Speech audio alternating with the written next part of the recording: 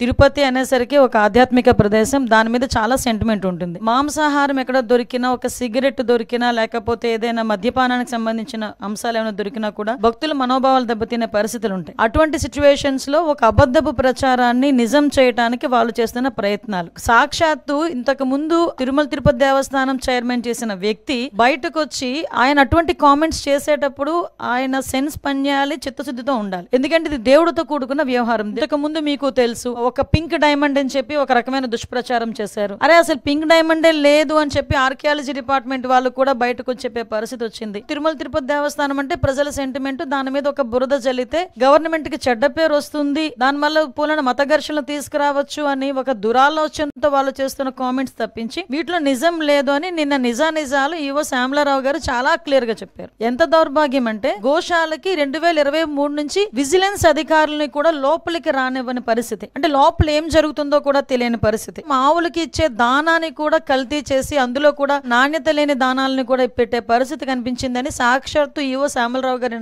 చెప్పడం జరిగింది. అసత్యపు ఆరోపణలు చేసిన ప్రతి ఒక్కరి మీద కంపల్సరీగా చర్యలు ఉంటాయి.